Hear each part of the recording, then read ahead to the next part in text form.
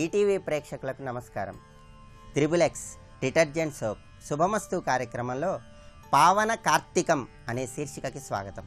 ఈ శీర్షికన కార్తీక శుద్ధ చవితి సందర్భంగా అంటే నాగుల చవితి సందర్భంగా ఈరోజు సకల సర్పదోషాలను నివారింపజేసుకోవటానికి ఎటువంటి ప్రత్యేకమైన విధి విధానాలను పాటించాలో పరిశీలిద్దాం.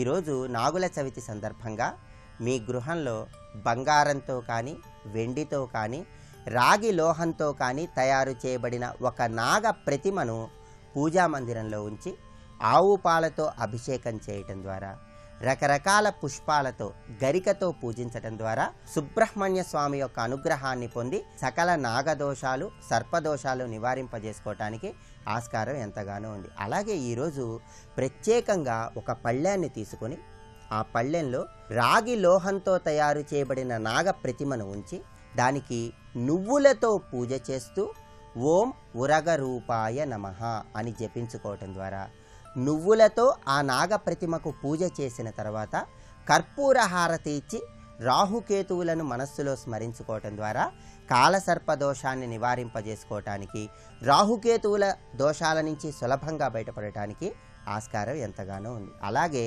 ఈరోజు నాగుల చవితి సందర్భంగా గృహంలో మహిళామణులు పుట్ట దగ్గరకు వెళ్ళి పుట్ట మీద పసుపు కుంకుమలు చల్లి పుట్ట దగ్గర బియ్యపు పిండితో ఒక ముగ్గు వేసి పుట్టలో పాలు పోసి ఆ పుట్ట దగ్గర అరటి పండు, చలిమిడి, చిమ్మిలి నివేదించాలి. ఆ తర్వాత పుట్ట చుట్టూ ప్రదక్షిణలు చేయాలి. ఆర్థిక సమస్యల నుంచి సులభంగా బయటపడటానికి, మహాలక్ష్మీదేవి యొక్క అనుగ్రహాన్ని సులభంగా పొందటానికి, సుబ్రహ్మణ్య స్వామి అనుగ్రహం ద్వారా తీవ్రమైన రుణబాధల నుంచి బయటపడటానికి, సమస్త కలిదోషాలను తొలగింపజేసుకోవటానికి ఈరోజు నాగుల చవితి సందర్భంగా పుట్ట చుట్టూ ప్రదక్షిణలు చేస్తూ కర్కోటకస్య నాగస్య దమయంత్యా నలస్య చ ఋతుపర్ణస్య రాజర్షేః కీర్తనం కలినాశనం అనే శ్లోకాన్ని చదువుకుంటూ ప్రదక్షిణలు చేయాలి. అలాగే ఈ శ్లోకం చదువుతూ ప్రదక్షిణలు చేసిన తర్వాత పుట్ట దగ్గర ఒక తామర పువ్వును ఉంచాలి.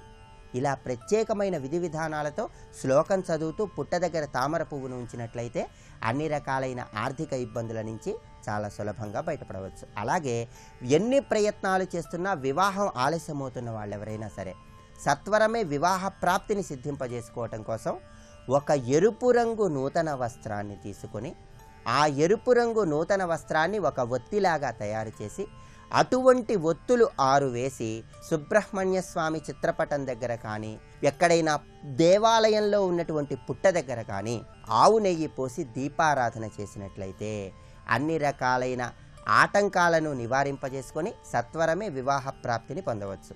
అలా ఎరుపు రంగు నూతన వస్త్రాన్ని ఒత్తుల్లాగా తయారు చేసి దీపారాధన చేసి స్వామిని పూజించిన తర్వాత సుబ్రహ్మణ్య స్వామి ఆలయంలో స్వామికి 5 కొబ్బరికాయలు సమర్పించాలి. ఇలా చేస్తే అన్ని రకాలైన వివాహ ప్రయత్నాలలో విజయాలను సిద్ధింపజేసుకోవచ్చు. అందువల్ల కాలసర్ప దోషాలను నివారింపజేసుకోవటానికి, రాహుకేతువుల దోషాల నుంచి సులభంగా బయటపడటానికి, అన్ని రకాలైన సర్పదోషాలను నివారింపజేసుకోవటానికి ఈరోజు ప్రత్యేకమైన విధి విధానాలతో శ్లోకం చదువుతూ పుట్ట చుట్టూ ప్రదక్షిణలు చేయండి.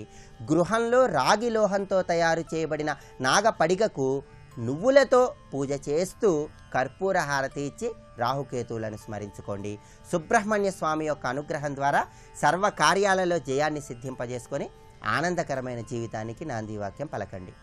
రేపటి శుభమస్తు కార్యక్రమంలో పావన కార్తీకం అనే శీర్షికన కార్తీక మాసంలో వచ్చే మొదటి సోమవారం సందర్భంగా ఎటువంటి ప్రత్యేకమైన విధి విధానాలతో శివారాధన చేయాలో, కార్తీకంలో దీపదానం చేసేటప్పుడు ఎటువంటి నియమాలను పాటించాలో పరిశీలిద్దాం.